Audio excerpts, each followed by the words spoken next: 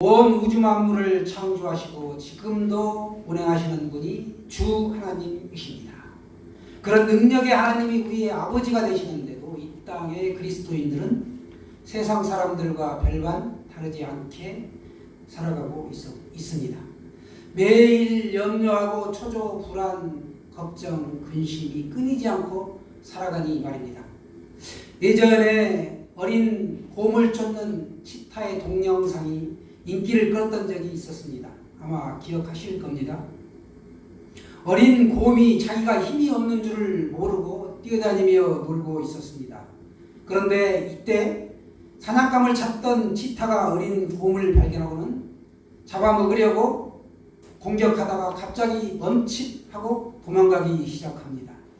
어린 곰은 자기가 잘나서 그런 줄 알고 우쭐하지만 그 어린 곰 뒤에는 큰 어미곰이 두 발로 선 채로 소리를 내며 떡하니 버티고 있었던 것입니다. 치타는 그 모습을 보고 혼쭐나게 도망쳐 버렸던 것이죠. 이처럼 우리에게도 내가 싸우는 것이 아니라 나 대신 싸워주시는 분이 계십니다. 오늘 말씀 속에도 이 영적 전쟁터가 나옵니다. 이 시간에 여러분 모두에게 주 하나님께서 주시는 평강이 임하시기를 빕니다. 우리가 어떤 문제에 마음을 빼앗겨 염려하면 그것으로 인하여 우리는 주님을 바라보지도 의지하지도 못하게 됩니다. 그렇게 되면 주님과 우리와의 이 교제가 끊어지게 되고 이것이 믿는 사람들에게는 그 어떠한 것보다도 위험한 요소가 됩니다. 우리들이 관계를 계속 이어나가려면 하나님을 바라보아야 합니다. 그러기 위해서는 첫째로 하나님과의 이 관계를 방해하는 것이 첫 번째 요소가 바로 염려, 불안, 근심, 걱정, 초조 이런 것들이죠. 그래서 오늘 성경은 말씀합니다. 염려를 다 주께 맡겨라. 혹시 지금 여러분 가운데도 가정의 문제, 경제의 문제, 관계에서 오는 어려움이 있습니까? 주님이 나와 동행하고 계십니다. 염려 때문에 밤잠을 못 이루고 밥도 못 먹고 하면 안 되겠죠? 7절 말씀을 다 같이 보겠습니다. 시작. 너희 염려를 다 주께 맡기라. 이는 그가 너희를 돌보시리라. 아멘. 다 맡기라. 왜? 돌보시기 때문에. 우리를 돌보시기 때문에 맡기라는 겁니다. 맡기라는 것은 하나님 앞에 완전히 다 내려놓는 것을 말씀합니다. 던져버리다 이런 뜻이 있는데요. 이것은 염려를 다 주께 던져버리고 마음 놓고 너가 평온을 누리라 이런 뜻입니다. 여러분 기도를 하였다면 그 후에 일은 다 주님께 맡기십시오. 베드로 사도는 주님의 능력도 믿고 주께서 내 기도를 들으신 것을 믿는다면 더불어서 주께서 지금도 나를 사랑하시고 나와 함께 계시다는 것을 믿는다면 모든 염려를 맡기라고 말씀합니다. 주께 염려를 던져버리라는 것입니다. 염려를 던져버리고 마음을 편안하게 턱 놓으라는 것이죠. 주께서 모든 일을 행하실 터이니 이제부터는 아무 걱정하지 말고 마음을 평안히 가지라는 것입니다. 맡길 수 있으니 맡기라는 것입니다. 못 맡기고 내가 끌어안고 그걸 살아간다 라면 하나님은 우리가 말로만 믿는다 하고 진짜로 하나님을 믿는 것이 아니죠. 그러니까 이거는 염려를 던지지 못하고 맡기지 못하면 나는 하나님을 믿지 않습니다 라는 고백과 같다라는 의미입니다. 어린아이들은 주사를 굉장히 공포 가운데 무서워하죠. 울면서 막 피합니다. 그러나 어른이 되면 주사 가까이 거 아무것도 아니잖아요. 여러분 오늘 주님은 말씀하십니다. 수고하고 무거운 내 짐을 대신 져주는 분이 계시는데 그분이 바로 우리 하나님이십니다. 맡기시기 바랍니다. 일견 상황이 잠시 더 나빠지는 것처럼 보이고 더 꼬이기만 하는 것처럼 보일지라도 더 이상 걱정하지 말고 마음을 평안히 가지라 라고 오늘 말씀합니다. 이것이 믿음이고 주님을 의지하는 것이라는 것입니다. 여러분이 비행기에 탑승하시기 전에 짐을 맡기면 그 짐이 도착지에 완전하게 와 있을 것으로 믿는 것처럼 하나님께 전부를 맡기는 것입니다. 결과를 염려하지 않고 하나님께 맡기는 것, 그것이 믿음이죠. 믿음은 그래서 하나님께 전부를 맡기는 것입니다. 혹시라도 이 중에 어떤 분이든 모든 염려를 주님께 다 맡긴 척 하다가 하나님 무거우실 텐데 다시 싸가지고 가자 해서 이렇게 가실 때 불안, 염려, 근심, 걱정을 보따리를 다시 들고 가시는 분이 없으시길 바랍니다. 왜 내 마음속을 주님으로 가득 채우게 되면 염려, 불안, 근심, 걱정이 차지할 자리가 없습니다. 이렇게 온전히 하나님을 의지하는 자의 기도를 주님은 들으십니다. 기도를 하고 나서도 여전히 내가 불안해한다. 그러면 주 하나님을 의지하는 것이 아니라는 것입니다. 사람은 한번 두려움에 빠지면 지금 내가 무엇을 해야 할지를 모르게 됩니다. 혹시 안다고 해도 그 두려움 때문에 내가 손 하나도 꼼짝도 못하고 이런 상황에 처하게 되는 것이죠. 그리고 하나님이 나에게 무슨 일을 하라고 하는지를 망각합니다. 혹시 한다 해도 하나님의 일을 전혀 하지 못하죠. 이 두려움과 공포는 마귀가 주는 것입니다. 마귀의 가장 강력한 무기가 두려움과 공포, 불안입니다. 우리들이 두려움 없이 하나님을 믿을 수만 있다면 우리는 더 많은 일을 할 수 있습니다. 내가 말씀을 따라 행했다면 그 후에 일은 주님께 맡겨버리시길 바랍니다. 엄청난 위기가 지금 내 앞에 닥쳐오고 있다 할지라도, 큰 어려움이 눈앞에 와 있을지라도 절대 두려워하지 마십시오. 우리는 그 순간에도 하나님께서 원하시는 일이 무엇인지를 생각하고 오로지 그 일만 하면 됩니다. 너무 두려울 때는 그날 하루만 생각하라는 거예요. 오늘 하루 동안 주님께서 원하시는 일을 하는 겁니다. 그렇게 했다면 내가 오늘 한 일을 가지고 하나님께서 내일 나의 일을 만드신다는 것입니다. 사실 걱정해봐야 아무 쓸데가 없지요. 공연히 믿음 없다는 소리만 들을 뿐입니다. 그러므로 내가 기도하고 말씀을 따라 행했다면 결과를 주님께 맡기고 아예 염려를 던져버리시기 바랍니다. 혹 내가 잘못하여 벌어진 일이라 할지라도 두려워하지 말고 오늘 하루 하나님께서 내게 원하시는 그 일만 하라는 것입니다. 그렇게 한 후에 내게 내일 죽음이 닥친다 할지라도 담담하게 내가 그걸 받아들이겠다라는 마음으로 내일을 또 맞이하는 것입니다. 그러면 주님께서 이미 그곳에 내가 두려워하는 것들을 다 치워놓고 계신다는 사실을 알게 될 것입니다. 우리는 그분의 도우심을 받아야 합니다. 어항 속에 물고기가 보면 간혹 튕겨져서 밖으로 튀어나와 있습니다. 그러나 그 어항 속의 고기는 주인의 도움을 받아야만이 다시 그 어항 속에 들어갈 수 있습니다. 우리는 우리의 문제를 안고 우리의 힘으로 해결해 보고자 하는 엄청난 힘을 허비하고 노력을 합니다. 그러나 우리의 힘으로는 불가능합니다.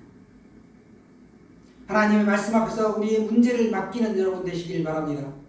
첫 번째로 주 하나님을 바라보려면 하나님과의 관계를 방해하는 염려를 다 주께 맡겨야 합니다. 그래서 오늘 염려를 다 맡기시길 바랍니다. 둘째로 하나님을 바라보려면 하나님과의 관계를 방해하는 대적, 마귀를 대적하십시오. 두 번째, 하나님을 바라보면 대적, 마귀를 대적하십시오. 8절 말씀 우리 같이 보겠습니다. 시작. 근신하라, 깨어라, 너희 대적 마귀가 우는 사자같이 두루 다니며 삼킬 자를 찾나니. 아멘. 근신하라, 깨어라 라고 오늘 경고하고 있습니다. 대적 마귀가 우는 사자같이 두루 다니며 삼킬 자를 찾는다. 마귀는 파괴하는 자, 참수하는 자라는 뜻을 가지고 있는데요. 영어로는 디아볼로스죠. 대적하는 방법으로 우리가 마귀를 대적하려면 근신하라는 겁니다. 첫 번째.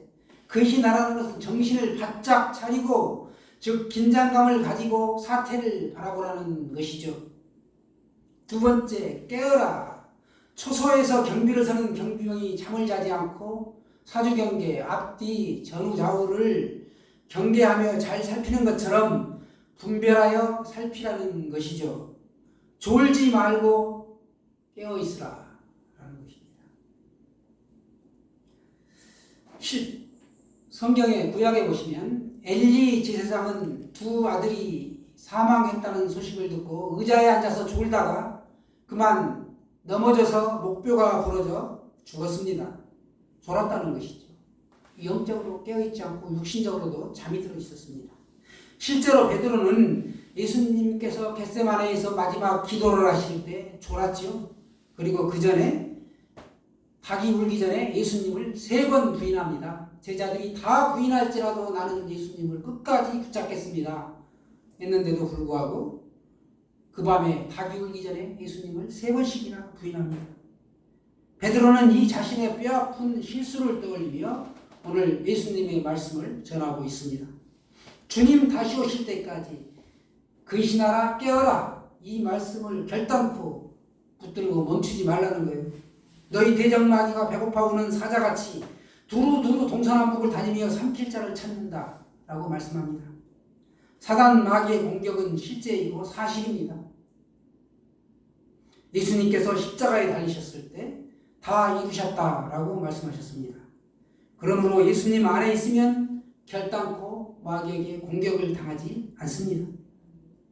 하지만 우리들이 이러한 저러한 일로 예수님과 멀어져 있는 삶을 살면 마귀의 공격이 시작되고 공격을 받게 되는 것입니다. 베드로는 이것을 배고픈 사자에 비유하여 오늘 설명하고 있습니다. 배고픈 사자는 병들었거나 어린 동물, 특별히 무리에서 낙오한 동물을 공격하여 굶주린 배를 채웁니다. 마귀 역시 마찬가지로 믿음이 연약한 자나 공동체에서 홀로 떨어진 사람을 공격합니다. 그러나 마귀는 결코 가만히 앉아서 믿음이 떨어진 자가 나타나기를 기다리는 그런 존재들이 아니죠. 마귀는 어떻게 하든지 그리스도인들을 유혹하여 자신이 집어삼킬 만한 대상이 되게 합니다. 마귀라고도 하고 사단이라고 하는 이 마귀 사단은 언제나 달콤한 유혹의 미끼를 가지고 미소로 우리에게 접근해 옵니다. 때로는 달콤한 속삭임으로 또 어떤 환경으로 눈에 보기 좋은 것으로 접근해 오죠.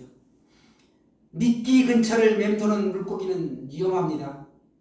우리들도 마귀의 유혹의 미끼로부터 멀리 떠나는 게 상책입니다. 항상 내 주변에 무엇이 있는지 깨어 살펴보아야 합니다. 여러분, 마귀의 유혹에 빠지지 않게 조심합시다.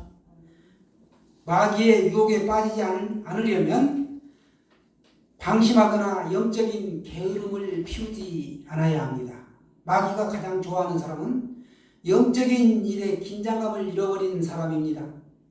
주님께서 언제 다시 오실지 모르나 우리가 항상 긴장감을 가지고 깨어 있어야 하는데 어느 순간 방심하면 그 긴장감이 느슨한 가운데 마귀가 틈타게 되고 그렇게 되면 우리의 영적인 상태는 어떻게 되느냐? 말씀 묵상이나 기도하는 일에 게으름을 피우게 되는 것입니다. 이런 사람은 자기의 영이 어떻게 나빠지고 있는지 영적으로 내가 어떤 질병을 앓고 있는지를 전혀 알지 못한 채로 살아가다가 마귀의 밥이 되고 맙니다. 마귀의 밥이 되는 사람은 두 종류입니다. 하나는 마귀를 두려워하는 사람이고 또 하나는 마귀가 없다고 자신만만해하는 사람입니다. 입만 열면 상대를 비난하는 사람들이 우리 주변에 보면 있습니다. 그 사람 눈을 가만히 한번 쳐다보세요. 눈이 번들번들합니다. 그 배후에는 마귀가 역사하고 있는 것입니다. 이런 사람을 우리가 온화한 눈길로 쳐다보면서 속으로 이렇게 기도하시면 됩니다. 이 사람을 붙잡고 있는 사단 마귀는 예수님의 이름으로 명하노니 떠나갈지어다. 이렇게 속으로 크게 그 사람 듣게 하지 마시고요. 크게 해야지.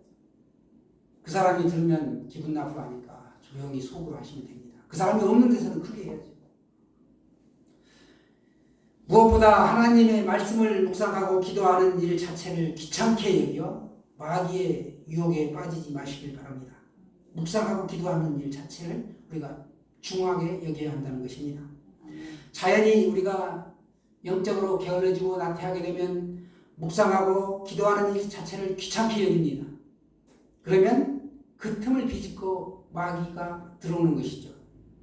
이것이 제일 위험한 유혹입니다. 마귀는 또 지금 나에게 닥친 현실의 문제에 집착하게 한다는 것입니다. 자연히 내 앞에 있는 문제가 크게 보이죠. 그런가 하면 세상 일을 너무 바쁘게 하거나 세상의 즐거움에 푹 아주 젖어들게 합니다. 그러면서 하나님과의 만남의 시간을 어렵게 합니다.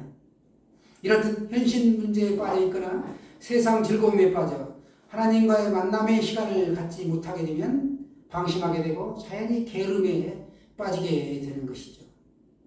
무슨 일이든 간에 그 일 때문에 주님과의 우리가 교제의 시간을 갖지 못한다면 그 다음 순서로 마귀의 밥이 되는 것은 시간 문제입니다. 대적 마귀는 또 공동체에서 떠나 혼자 고립된 삶을 자처하는 사람을 찾아갑니다. 사자가 보면 누떼를 공격할 때 그 무리에서 이탈한 그 누를 공격합니다. 홀로 떨어진 사람은 도와줄 사람이 없기 때문에 아주 쉬운 먹잇감이 되는 것입니다. 우리 주변에 보면 신천지를 비롯한 사교 집단이 공격하는 대상 역시 교회에서 시험 들었거나 예배를 등한시하거나 말씀 묵상이나 기도를 제대로 하지 않는 그 느슨한 성도를 공격합니다. 먹잇감이 되기 좋은 표적이죠. 그래서 거기에 빠져들게 되면 나중에 잘못되었다는 걸 알고 나오려고 해도 이미 늦죠. 빠져나올 수가 없습니다. 그들과의 인간관계가 아주 끈끈하게 엮이기 때문에 나올 수가 없게 되는 것이죠. 요즘 마귀가 우리에게 어떤 유혹을 하고 있습니까? 너는 실패한 인생이다. 너의 두려움은 절대로 해결되지 않을 것이다. 혹시 이런 마음을 주십니까? 그거는 마귀가 주는 생각이라는 것입니다. 이런 마귀의 유혹에 빠지면 절망감에서 헤어나올 수 없습니다. 마귀는 자꾸 이걸 증폭시킵니다. 그걸 자꾸 불안과 두려움과 염려, 근심, 걱정을 묵상하게 해요. 계속. 잊어버리고 주님께 염려를 던져버리고 보따리를 쌓아가지고 주님께 던져버리고 맡겨야 되는데 그걸 못하게 한다는 거예요. 눈만 뜨면 그 생각을 자꾸 하게 꼴똘하게. 아까 그 집사님이 왜 나한테 그런 얘기했지? 나 기분 나쁜데? 또 교회 갔더니 목사님이 왜 그래? 자꾸 그런 생각을 주는 거예요. 그래서 교회 가기가 싫어. 이게 바로 마귀가 주는 생각이라는 거죠. 하나님과 끈끈하게 관계가 유지돼서 하나님과의 긴밀한 관계가 유지돼서 하나님을 바라보고 살아야 되는데 그렇지를 못하게 한다. 즉 건강한 신앙생활을 못하도록 방해하는 것, 그것이 바로 마귀가 가지고 있는 전략이라는 것입니다. 우리는 건강한 육신을 위해서는 음식을 잘 먹고 적절히 운동하여 기초 체력을 키워야 하듯이 염려를 내가 주님께 맡겼으면 그대로 가만히 있는 게 아니에요. 손 놓고 있는 게 아닙니다. 예배와 말씀 묵상과 기도로 마귀와 싸워 이길 수 있는 굳건한 신앙을 우리가 갖는 것입니다. 마귀를 대적하기 위해서는 믿음을 반석 같은 굳건한 믿음으로 세워 나가야 한다라는 사실입니다. 마귀가 혹시 우리를 공격하더라도 주님과의 관계를 계속 유지하는 것, 여기에 집중하시기 바랍니다.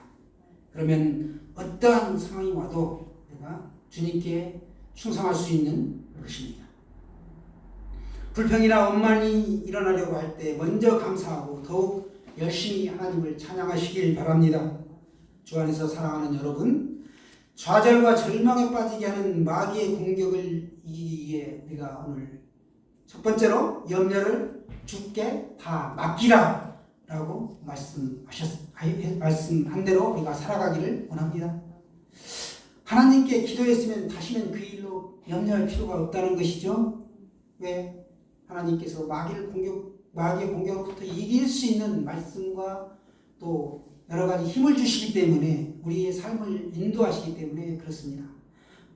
아무것도 하지 않고 단순히 염려하지 않는 것은 결코 믿음이 아니다. 좀 전에 말씀드렸지만 만일 우리들이 믿음으로 산다고 하면서 아무것도 먹지 않고 가만히 있으면 우리 육신은 죽고 말겠죠. 우리에게 새롭게 주신 영의 생명도 가만히 있으면 죽기 때문에 그렇습니다. 그러므로 우리의 영을 건강하게 할 만한 일, 즉 말씀 묵상과 기도와 찬양을 끊임없이 해야 한다라는 것입니다.